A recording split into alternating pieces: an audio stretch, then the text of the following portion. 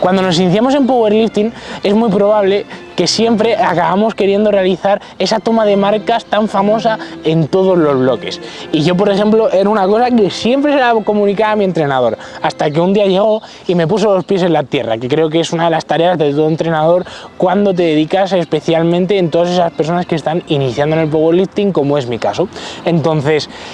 realmente el problema no es del entrenador, sino que es del propio atleta puramente, de la mentalidad que tiene porque pone el foco en un distinto sitio. Es decir, si tu felicidad la pones únicamente en ese propio número, luego todo ese proceso no lo vas a valorar y no lo vas a ver con esa felicidad. Pero si realmente disfrutas y entiendes que gracias a ese proceso vas a obtener el resultado que quieres, aprenderás a entender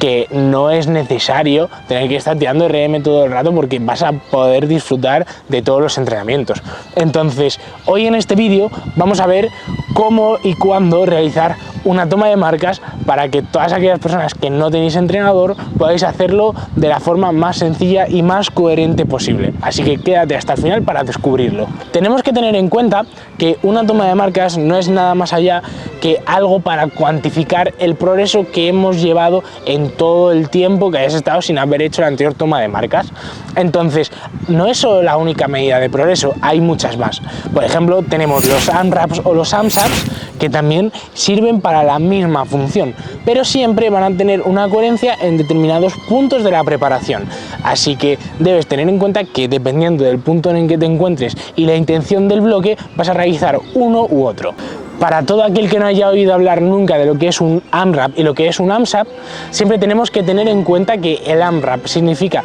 todas las repeticiones posibles que podamos hacer y el AMSAP sería todas las series posibles que podamos hacer. Ejemplo práctico, un AMRAP sería, por ejemplo, las repeticiones que podríamos hacer con una carga específica, es decir, cuántas repeticiones podemos hacer con 150 kilos y llegas a un fallo, pero no a un fallo muscular, sino lo que sería un fallo técnico, es decir, que con la misma técnica no puedas realizar más repeticiones. Al fin y al cabo, siempre por fuerza, acaba siendo un RP9, un RP9,5, salvo en casos más avanzados y experimentados que entiendan cuál es la técnica correcta que tienen que realizar, manteniéndola independientemente de la intensidad que sea,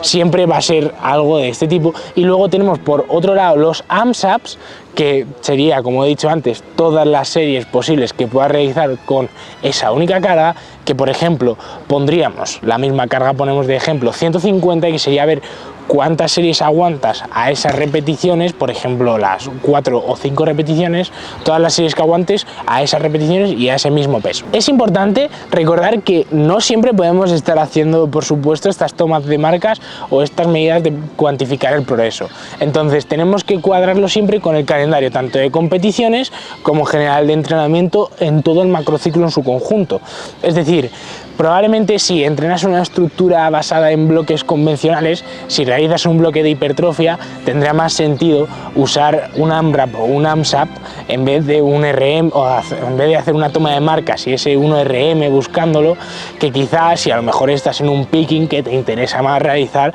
esa toma de marcas específico, que realmente ese bloque tiene como finalidad llegar a ese punto. Entonces, también tenemos que tener otro punto en cuenta súper importante, que es la disponibilidad del atleta en general. Un ejemplo muy claro de esto es que cuando el atleta, por ejemplo, llega el caso de que tenga que tener unas vacaciones o se vaya con su familia,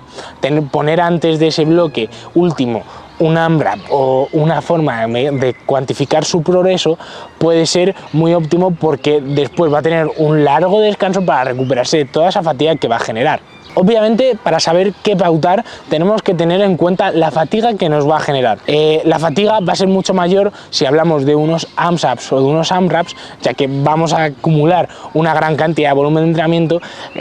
con respecto a esa toma de marcas, que sería simplemente tomar tu 1RM o tu 3RM o el número que pongamos, pero normalmente suele usar ese 1RM, ya que además de únicamente ser una única tirada, la carga va a ser mucho menor, el tonelaje que vamos a mover, porque probablemente lo movamos a ese número de repeticiones en específico y ya está. Por lo que siempre hay que encuadrarlo todo dentro de ese base de programación.